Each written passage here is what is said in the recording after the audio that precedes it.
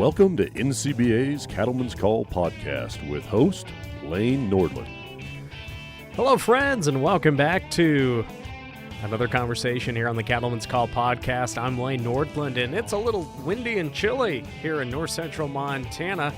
We got the preg checking done earlier this week, about 25 degrees with a nice north wind, but we've done it in a lot worse conditions, I can say that. And you know what? The herd actually bred up pretty good despite all the drought conditions. And we're going to a little warmer part of the world here today with our conversation to the state of California, to San Luis Obispo County.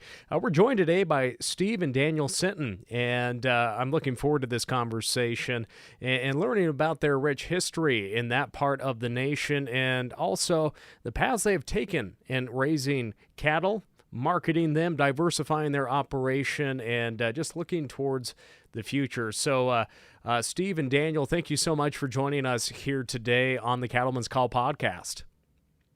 Thanks for having us. Yeah, thanks. We're looking forward to this. Now, for our listeners, we have listeners of all ages, all backgrounds, and involvement in the cattle industry. And California has such a rich history and plays such a key role in food production in the United States. Steve, could you share more about the history of your family's involvement in California agriculture and how it's evolved into your family's current operation?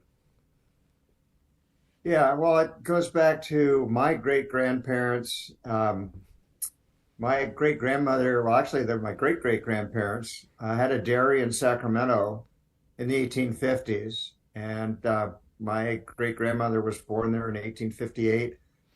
And then in 1862, Sacramento was under 10 feet of water. We've read recently about these mega storms that we're thinking will come to California. Well, they had one in 1861, 1862, and the Sacramento River was over 30 feet wide, and Sacramento was under 10 feet of water. So they washed out and ended up in San Francisco with a dairy. And then my great-grandfather, who married into that family, came to San Luis Obispo County in 1874 and started buying up ranch land the next year. And we've been at it ever since.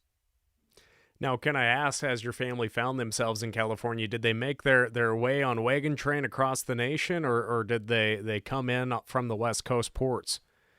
They came in from the West Coast ports, and my great-grandfather came from Germany to New York, and then his brother was paying his way but got captured by the Confederate Army in Andersonville, and that was the end of the support system for my great-grandfather. So he was out on his own and all over the country.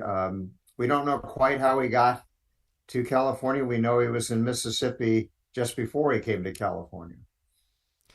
Well, that's so great that you have that history and are able to pass that along, because we can learn so much about how our current operations have got to where they're at from the blood, sweat, and tears from our forefathers. And I think that so many of our ranching operations and farming operations, maybe we don't know all the history. That's like myself. I don't know all the history of my dad's side of the family, moving from Sweden to the United States. And Steve, for yourself, how important is it to look at that history up into the present and how agriculture has changed and how your family is still in agriculture production? Well, gosh, in some ways, Lane, it's not changed very much. I mean, we still get on our horses and go out and gather the cattle, and in other ways, it's dramatically different. Of course, when my great-grandfather started, there were no cattle trucks, so everything was driven to market. Everything relied on the trains to get your cattle from the ranch, or at least from the nearest railroad center to wherever your market was.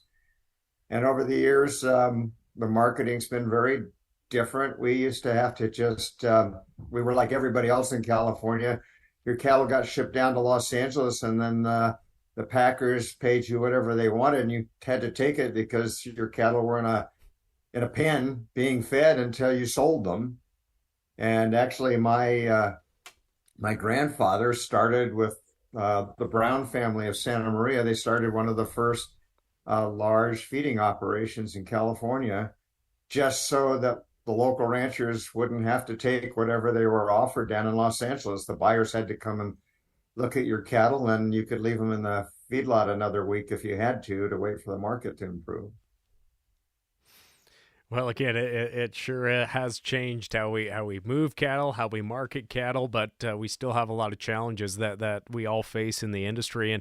And Daniel, for yourself, did you always know that you were going to still be involved in the family business? Did you spend time away from the ranch? Let's just talk about your involvement.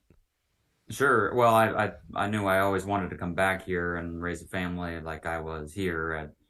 I'm fifth generation, and I, wanted my boys to be able to come back and be here too. But yeah, I traveled around mostly in California doing other jobs, learning different things as I was going, and then the opportunity to come back here presented itself. And like most families that have ranches, they rely on outside income to be able to provide their income, and then they can continue on the ranch. And so I found an opportunity that allowed me to be on the ranch while still making a living outside of it, and then slowly transitioned into taking over for my parents, both in the vineyard and on the cattle operation. So.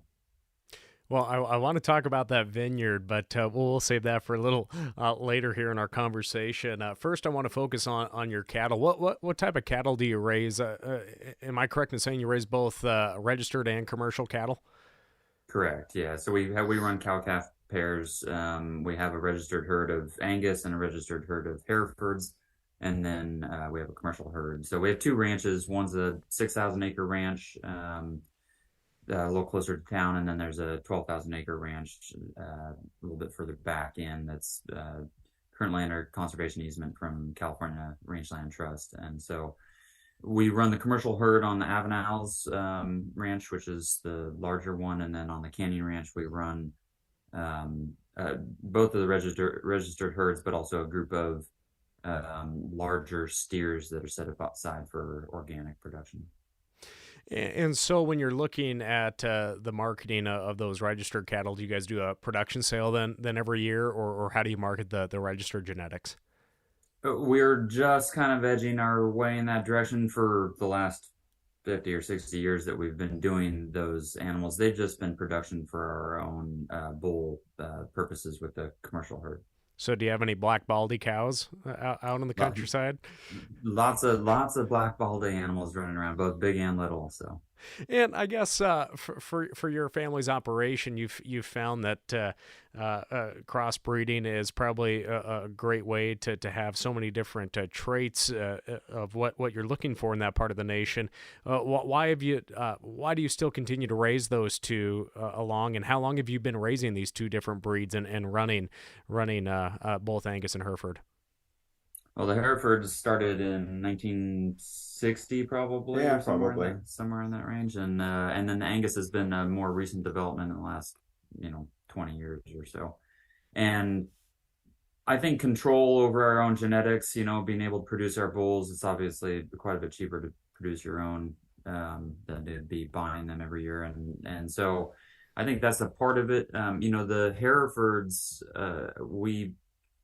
our ranches, but both ranches are fairly remote, and you're not going to see the animals dropping their calves. So, top priority was calving ease, and so that was something that we focused on for decades, and we still focus on today. But the Herefords are the top 1% of the top 1% in the nation for calving ease, and so we definitely pride ourselves on that piece of things. But then they also are in the top 1% for marbling. And then we brought in the Angus to bring in some of those other carcass traits that are so desirable. So, yeah, our crossbreeding program began. We originally had, which were, they were all English breed, but University of California Cooperative Extension had done some research on crossbreeding and encouraged us to try that.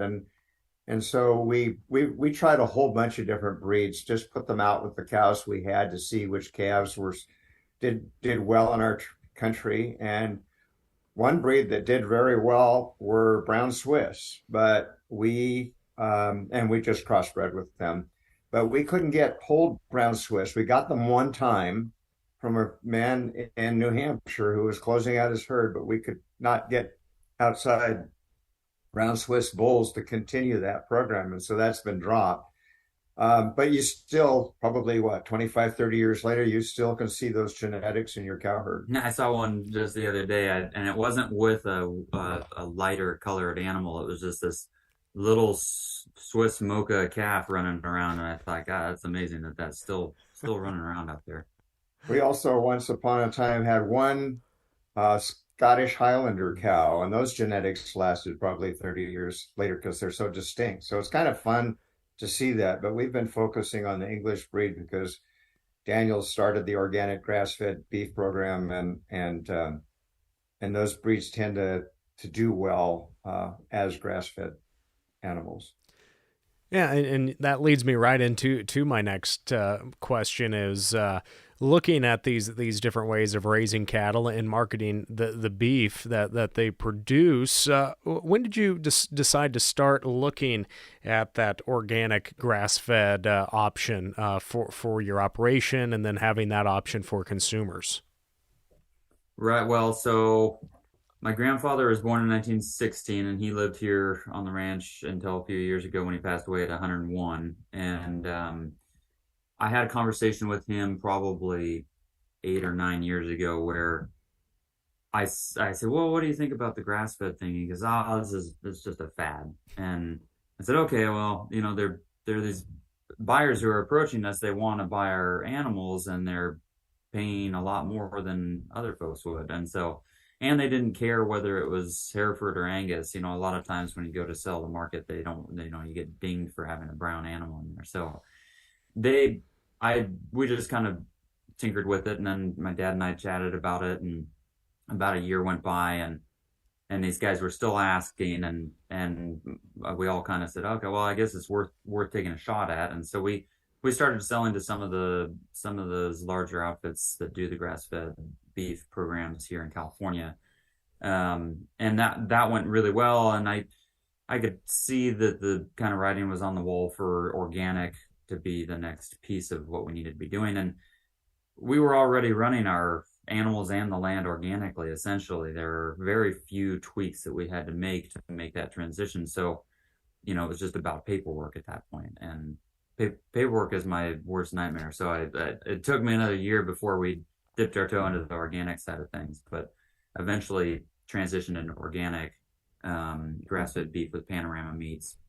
And then the direct-to-consumer pieces started just before COVID kind of hit, and it was just moseying along. We were doing beef for friends and family kind of thing, and then I had some guy from Los Angeles call me and say, I want some beef. And I said, how did you even find me? I'm not on the internet. I don't have it for sale for people to find. And he said, well, I normally go to these websites. And so I put my information up on them, and then all of a sudden COVID hit and people couldn't find beef in the stores, and things started ramping up pretty quickly. So now we're doing a pretty large amount of beef direct to consumer, which is great. I mean, we get these amazing feedback direct, you get to interact with the consumer. They can tell you what cuts they want, and people just love knowing where their food comes from again, and I think that's a really cool piece to be a part of.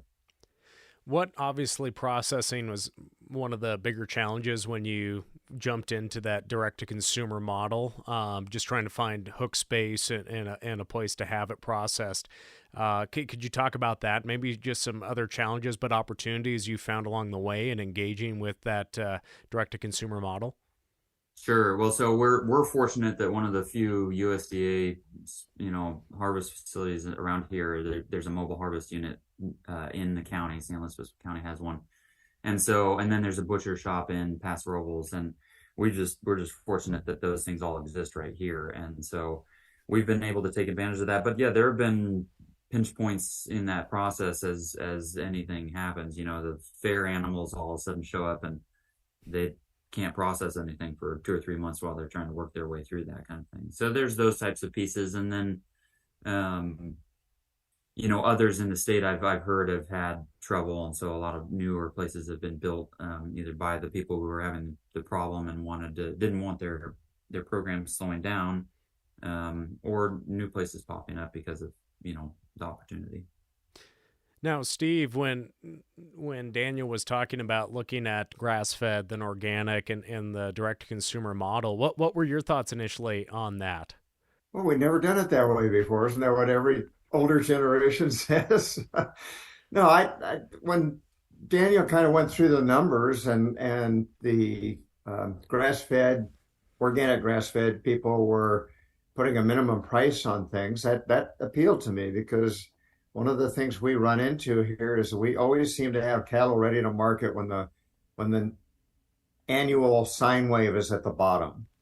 And so moving ourselves out of that natural cycle, I don't know if it's natural or not, but that cycle appealed to me a lot because we've been doing this for 140 years, and it seems like if you add up all the numbers, we break even decade after decade. Well, and I think going back to the price point, we discussed this last week, is that 60 years ago producers were getting 62 cents a pound out of the 62 cents out of the dollar that every consumer spent, and now we're getting 37 cents.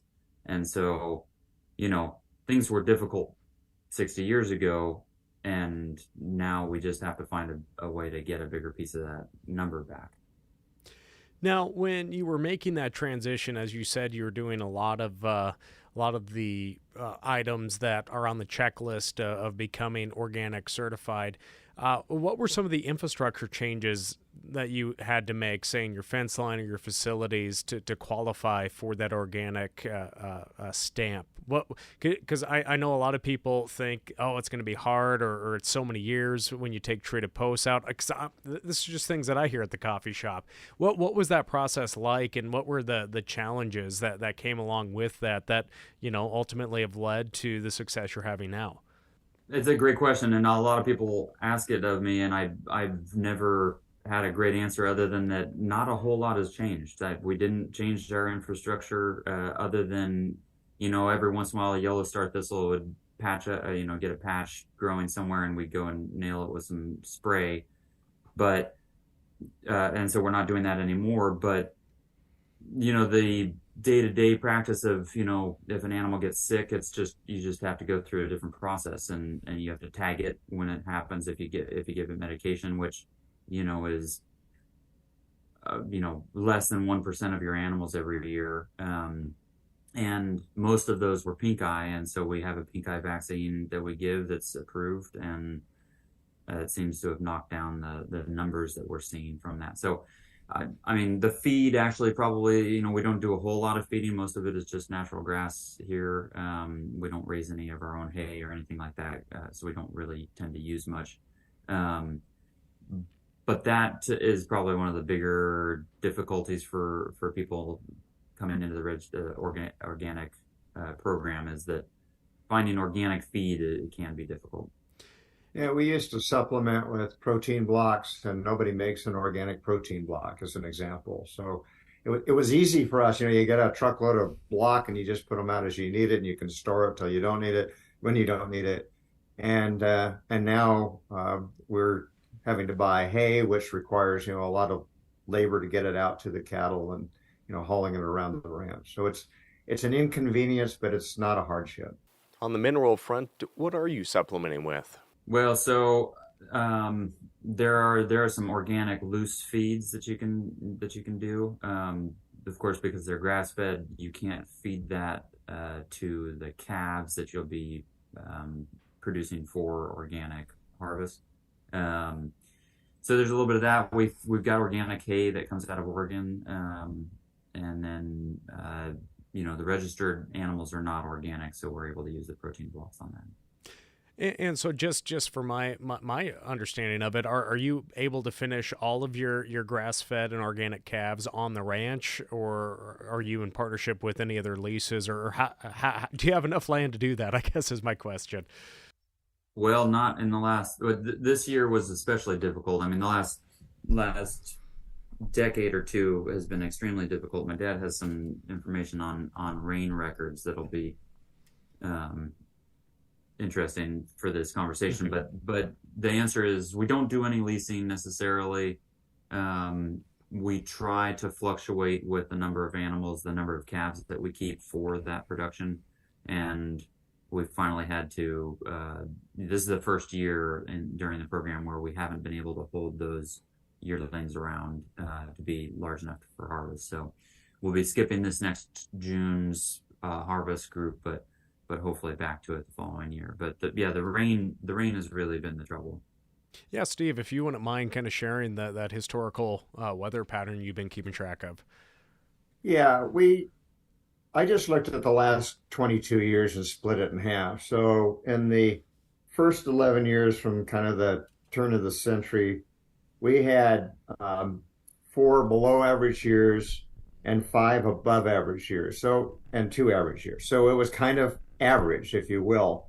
And then the last 11 years, we've had 7 below average years and only 2 above, 2 wet years and 2 average years. So that we do a lot of work with the University of California Cooperative Extension, and they've been clipping grass for years. And one of the things we've learned is that when you go into a dry cycle, the grass usually is better than you expect given the rainfall. But at some point it crashes. And about the 3rd dry year in a row, it really crashes. So you get a certain amount of rain and you have a certain expectation and you adjust your cow herd to that. And then you find out in a 3rd dry year that it just doesn't make it at all. So that's what we've bumped up into this year. And we just didn't have the feed. And it's a compounding thing because we just got some rain, but we don't have any cover. So then it freezes and the grass freezes back or won't grow. So you start with the problem of not having enough feed, and then next year's feed is hampered by the lack of carryover feed.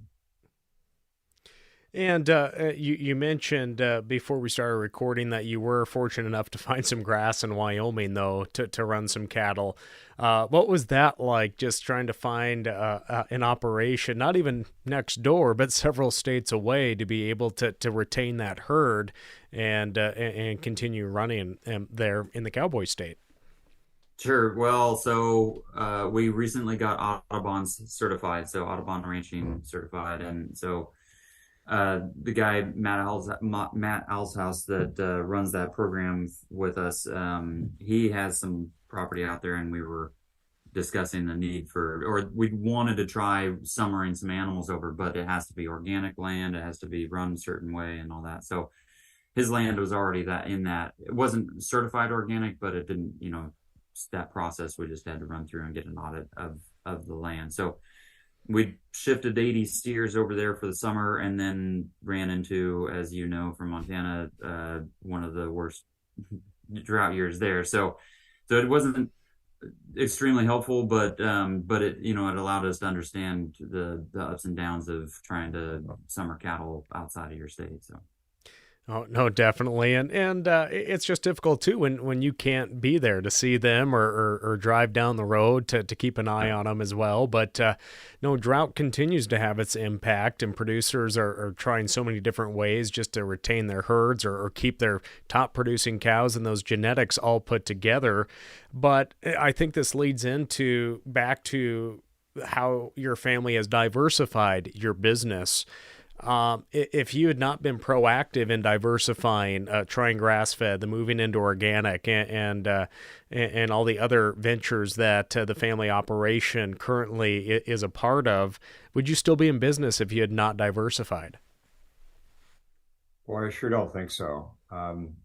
As I was saying, we were break even over decades of being in this business, but I look back at the things that brought in money, and they were almost always something that we had diversified into. I had mentioned the feedlot in Santa Maria many, many years ago. That was one of many that we did. My great grandfather had a store in San Luis Obispo, and he went broke in that, but he had an expertise in beans, because back in the 1880s, 1890s, people ate a lot of beans, and he knew all about them and where to store them and where to buy them. And which culture used which bean and all that kind of stuff. And he was successful with that. And then more recently in our time, we planted the vineyard in 1972, and it's had its ups and downs, but in the last 20 years, it's mostly been up, and it's helped support the family and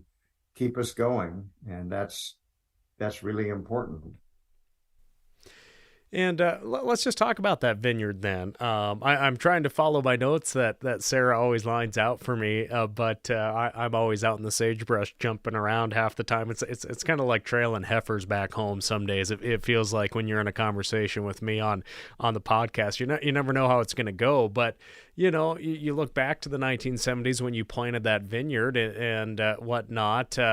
What was that like? Just putting in a vineyard, taking care of vines. What was the education learning like? Did you rely on extension or other people within the industry to learn how to cultivate those vines?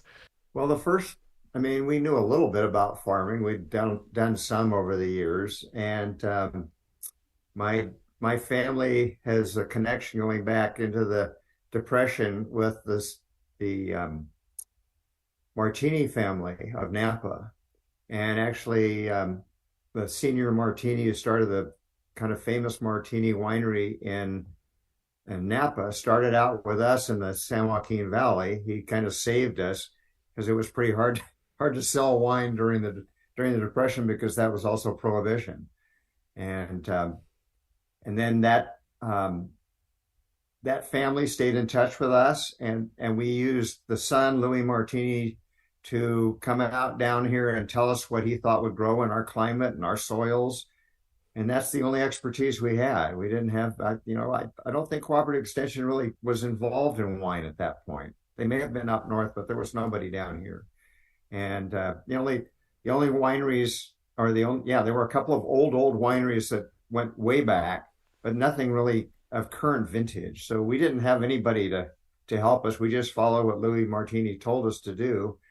And I had a cousin who went off to college and got a enology degree and a viticultural degree, and came back, and he was making the decisions after that.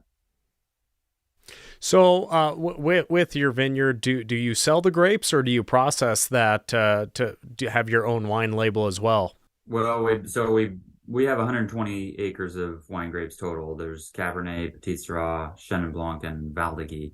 And 99% of those grapes get sold out to other wineries, and we have a small label that's called Avenales Ranch that we produce for about 500 cases. And what's that like when you have a guest come to the ranch, when you can put your organic steak in front of them with a nice glass of red and say, you know what, this comes from our family. What I understand when you can serve your own beef, but when you can actually serve your own glass of wine, what is that? What is that like? No, I think there's a lot of pride in that, just like you're saying, with the same thing with the steak, and especially when you can combo it. Now we just need to grow some potatoes to be able to finish off the plate. So I just a side story, I host the National Potato Council's podcast as well, in addition to the Cattleman's Call. So I always joke I have the best of both worlds. I got steak and taters. Maybe there's a viticulture you're gonna need to pull in some wine. Yeah, do the viticulture podcast next time. But I guess when we look at this diversification, what are some tips that you have for producers? Because obviously California is such an Eden when it comes to being able to raise livestock, to grow crops, and so many different varieties of crops.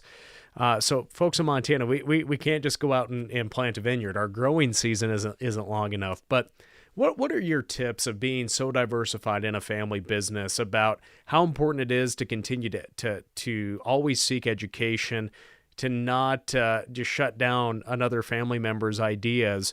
How important is it to have that communication and look for different opportunities to be profitable in the ag business?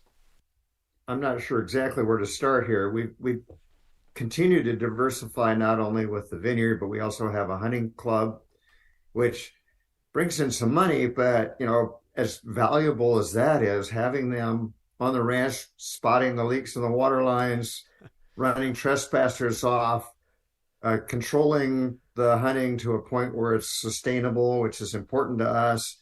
That's been very valuable. The family involvement, I think that's something you have to nurture. Otherwise, you will have the family member who wants his piece of the asset and go back to whatever his or her life is, and the heck with all the hardships of the ranch. We don't have that in this family, but we've also made a real concerted effort to get together, have ranching experiences, have Thanksgiving or Christmas or Easter or some other holiday together. We try to have family reunions, and we then expand it to some cousins who have never been associated with the ranch. They're, from family members that married into the ranching family. And that all kind of makes it a wonderful place for them to be. And we don't have those conversations about, you know, are we going to sell something so we can have some more money? We have lots of conversations with family members with opinions about what we should be doing on the ranch and what we should be fixing up and that kind of thing. Mm-hmm.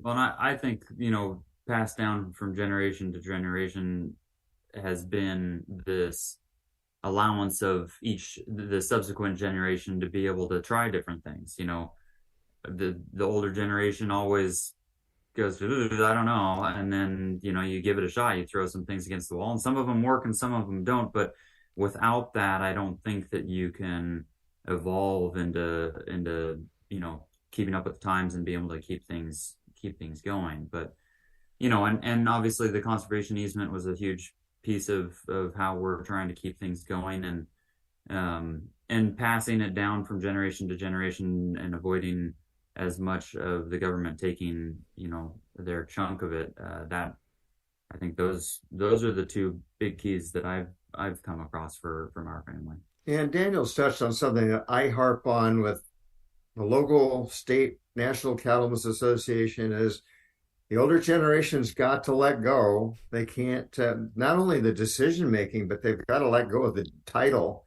Here in California, well, any place really, if you don't have a gifting program to your children, the IRS is going to get 40% of whatever you've got. And there is a big statutory exemption right now, but I don't know that that's going to last. As a matter of fact, right now, I would say it's not going to last. So what are you waiting for? If you don't trust your kids, that's one thing. Maybe you put it in a trust or something, but you can't hang on to it and have the family ranch survive. Now, Daniel, you mentioned the easement that one of the ranches has, and I know we probably have a split with our listeners. People support easements. Half the audience probably is opposed to easements. What was that education process like? Who did you partner with on it, and how is that easement helping create more opportunities for the family business and keeping it viable for the next generation? Well, I think it was easy stuff for us because my dad helped start the California Rangeland Trust. So I'd grown up listening to the conversations and understanding it. And I think, and I've had conversations where I've said the word conservation easement and seen the faces of the terrified people on the other side of things. And through those conversations, I've learned it's mostly just that they misunderstand what they are. They don't want somebody coming in and taking over what they're doing or telling them how to do it.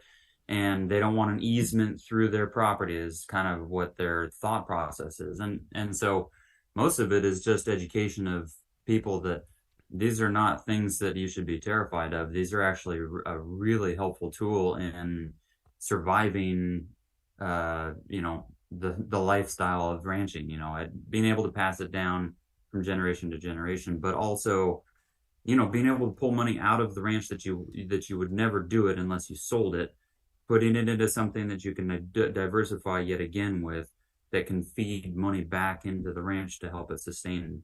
I mean, there's really no better tool than that.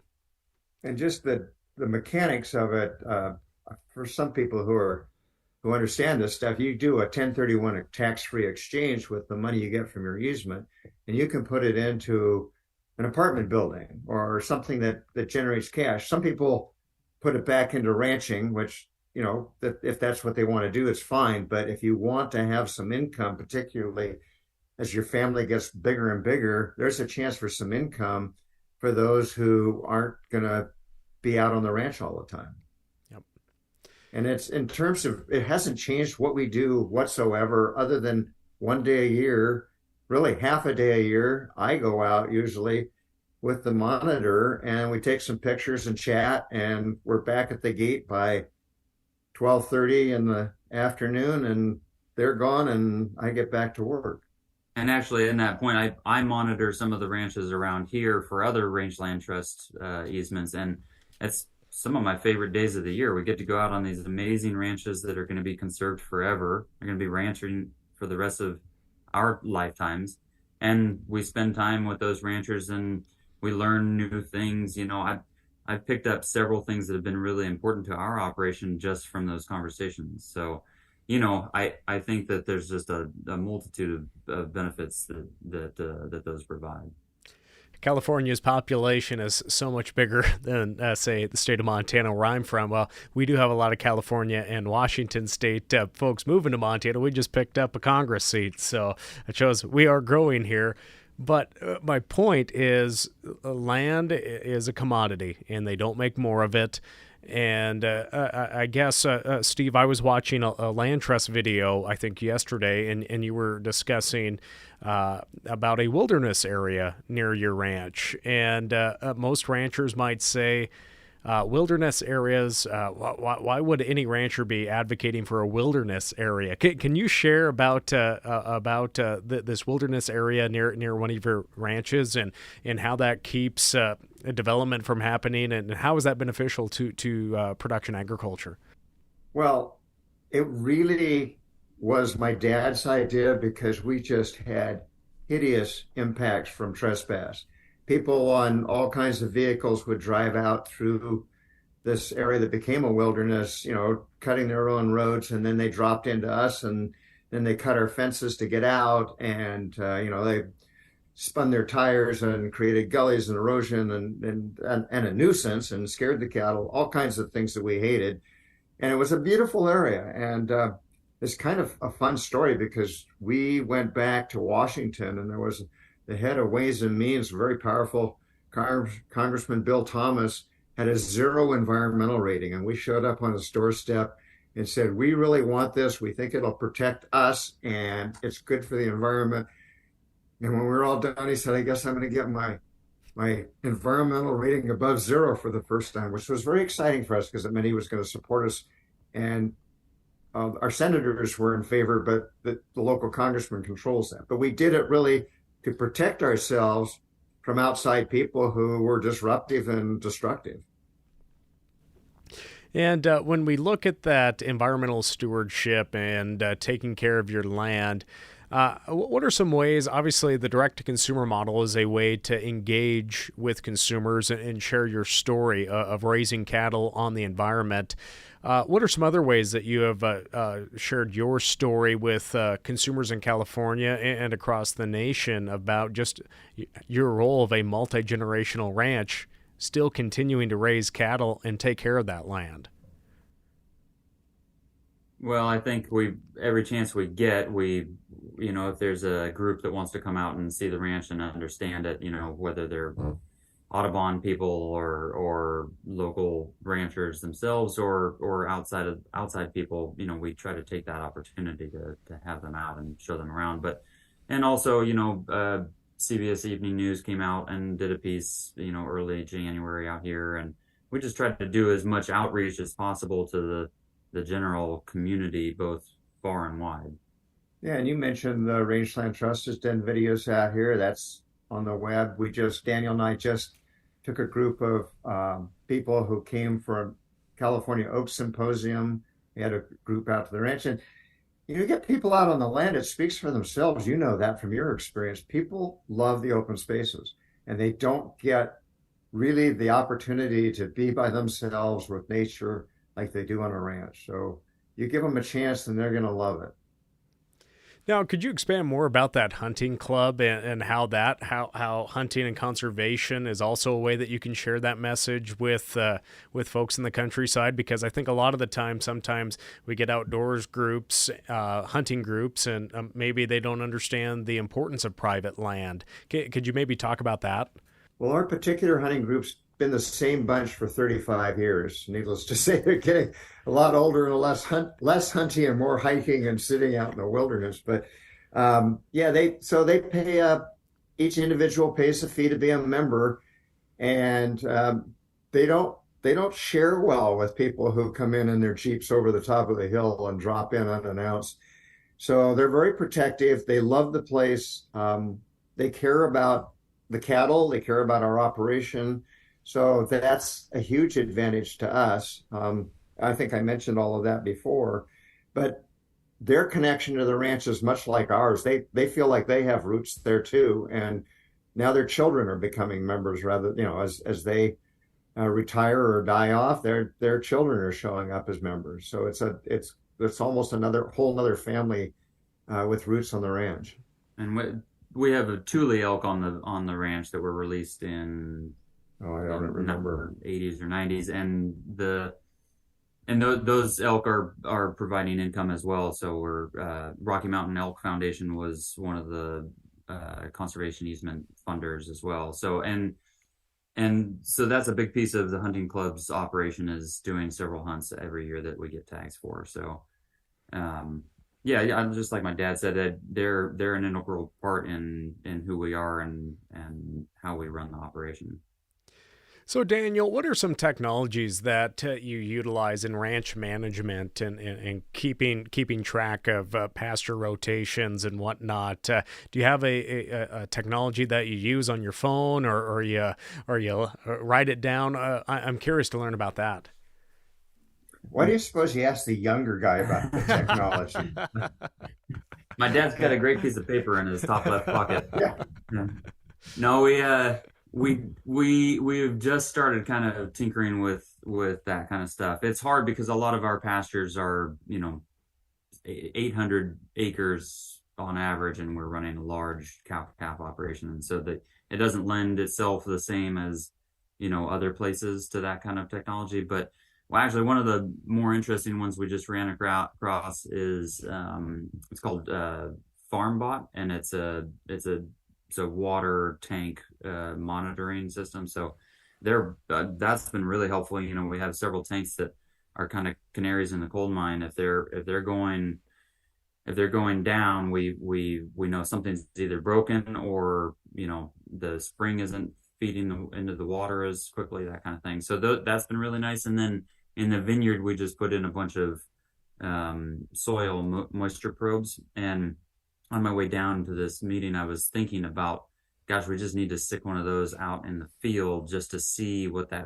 how far that rain percolates down, and how far away are we from the grass drying out, that kind of thing. So I think that technology is going to be really helpful, especially as we move into an era where there are a lot fewer of us around to help manage the ranch. Having remote eyes on things is extremely important, as everyone knows. And so, for me to be able to pop on my phone and check to see if those water tanks are full, is very helpful.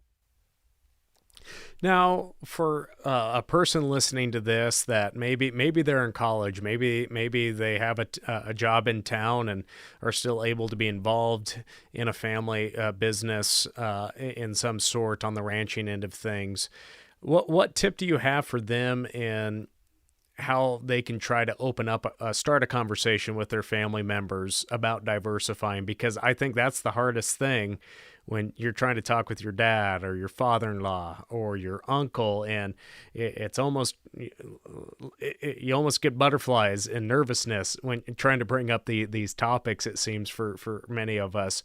What are some tips that you have in trying to open up that dialogue with someone that you're in business with, or trying to expand into the family business, just trying to make a business more profitable? I think numbers are key to everything. If you're going to have a conversation about something, you better know the numbers behind it, whether it's trying something brand new or replacing a water line or whatever it is, you have to know what those things are currently costing you and what the opportunity cost is in not doing it, but also the potential. You have lots of different options, and I think that numbers are really the key to getting buy-in. I also think that if you make an effort, I mean, typically, like Daniel and I are just running the ranch and we're doing stuff. If you take the time to let everybody know what you're doing out there, it just makes them feel connected and they don't feel like you're in charge and they're cut off. And it takes effort. And we have a scheduled phone call. It's not until February, but where the whole family's supposed to get on the phone. I don't know what we're going to talk about, but just talk and maybe more importantly is just listen and just let people say what's on their mind. And some of it you're going to go, oh my God, I hope nobody else likes that idea, but at least somebody's had their chance to say it. Well, maybe one of those family members is going to listen to this podcast and they're going to say, hey, why aren't we raising beans? And potatoes. And potatoes. Yeah, well, the problem is who's going to do it, because the two of us are so busy we don't have time for anything else. It's already, ranching's already a 6.5 or 7 day a week job. So when somebody has a good idea that involves time, we always encourage them to take it on. Now, Steve, you mentioned the family phone call. Are you two comfortable talking about how the family ag business is set up and how many partners or potential partners there is? I think that might paint a really good picture of how the business runs and how other families and entities can learn from that model. Well, we're a partnership, and we've gifted the bigger ranch has been gifted to Daniel's generation.